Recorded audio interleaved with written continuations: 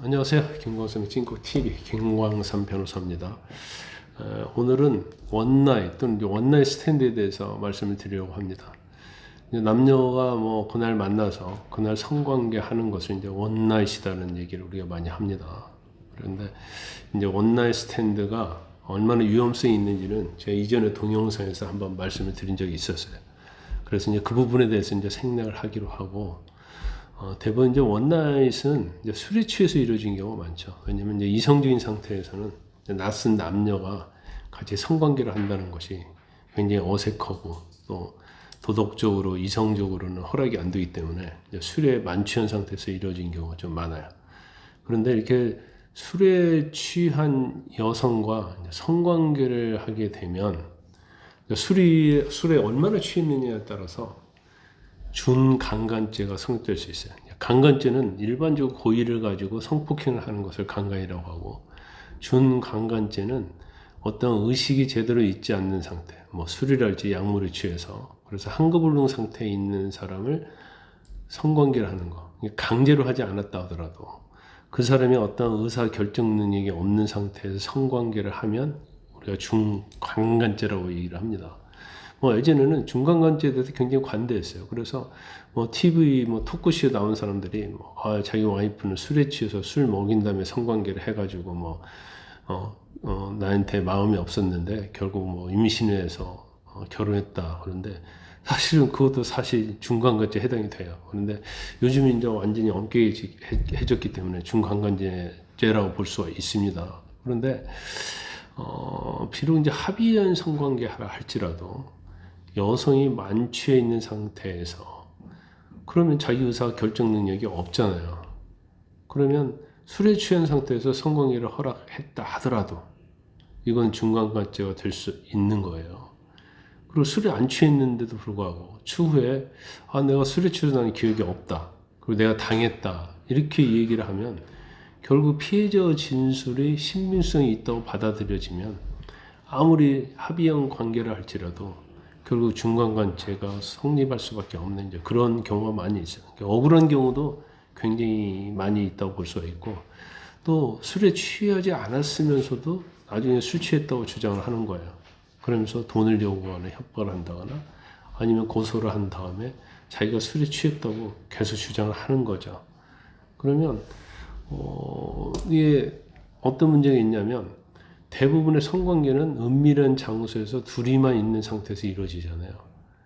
그러면 피해자의 진술과 가해자의 진술, 가해자는 아닐 수 있죠. 가해자로 추정되는 사람 진술 중에 누구의 진술이 신빙성이 있느냐에 따라서 유죄 무죄가 판단이 딱 갈립니다. 근데 일반적으로 저도 마찬가지고 다른 사람도 마찬가지죠. 피해자가 당했다고 하면 마치 남성인 가해자가 거짓말을 하고 있다 이런 생각이 드는 거거든요. 그러니까 성범죄에 있어서는 누구나 편견을 가질 수 있는 거예요. 그럼 가진 편견을 깨려고 하면 가해자 측에서는 더 객관적인 증거를 들이대지 않으면 굉장히 이제 불리한 상황이 있다 이렇게 볼 수밖에 없어요. 최근에는 워낙 이와 관련해서 여성들이 문제를 많이 주장하니까 녹취를 하는 경향이 있죠. 남성들이 만났을 때부터 성관계 끝날 때까지 녹취를 해요. 근데 문제는 뭐냐면 여기에서 서로 대화가 되고 여자도 정신이 맑은 상태의 대화가 이루어졌다고 한다면 이건 남성에게 무죄의 증거가 될 수 있겠죠. 근데 거기에서 여자가 횡설수설을 한다랄지 뭔가 혀가 좀 꼬부라진 그런 말을 한다랄지 그러면 오히려 아무리 성관계 도중에 적극적으로 하고 여자가 허락을 하고 좋아한다는 표시를 했다 하더라도 그 녹취 자체가 사실은 불리하게 작용할 수 있다는 겁니다. 그래서 녹취를 했다고 해서 이게 무조건 자기의 죄를 없애는 데 있어서 도움이 되는 건 아니다 이렇게 볼 수 있고요. 그래서 굉장히 저희도 이제 그런 사건을 굉장히 많이 합니다만은 무죄 입증하는 것이 중간간죄에서 특히 다른 죄에 비해서는 좀 어려운 좀 측면이 있어요. 그래서 일단 제일 중요한 것은 피해자가 술에 취한 상태가 아니었다. 그렇기 때문에 한거불능 상태가 아니었다. 이걸 입증하는 게 굉장히 중요하거든요. 그 입증하는 방법은 결국 가해자로 몰린 사람의 진술도 일관성이 있고 구체적이냐 중요하겠지만 이보다는 그 진술을 뒷받침할 수 있는 모텔이랄지 숙소 들어가기 CCTV랄지 같이 술을 먹었던 장소에 있어서 CCTV 뭐 이런 것들이 중요하죠. 근데 CCTV는 15일이면 없어지고 또 음식점에서는 또 그 구석구석을 CCTV가 비춰보고 있지는 않거든요. 근데 그러다 보니까 굉장히 불리한 경우가 있다. 그리고 이제 중요한 것 중에 하나가 무죄를 받으려면 성관계 이후에 이제 피해자 행동이에요.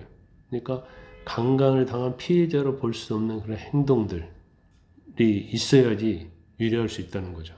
같이 뭐 해장국을 먹으러 갔다 할지, 아니면 같이 뭐 데이트를 할지, 아니면 또 만나기로 했다랄지, 아니면 카톡에서 여성이 집에 잘 도착했다고 하면서 좋은 호감적인 메시지를 남겼다랄지, 이런 흔적, 증거 같은 게 없으면 가해자로 몰리는 남자 측은 굉장히 불리할 수밖에 없습니다. 그래서 일단 첫 번째는 절대로 아무리 여자가 허락한다 하더라도 술 취한 여성과 어떤 성관계를 해서는 안 된다는 거고, 또 관계를 하게 된다 하더라도 피해자 의사를 확실히 존중을 하고, 그래서 또 자기가 어떤 나중에 억울한 일에 몰리지 않도록 미리 어떤 자료를 가지고 있어야만이 나중에 후회하는 일이 없습니다.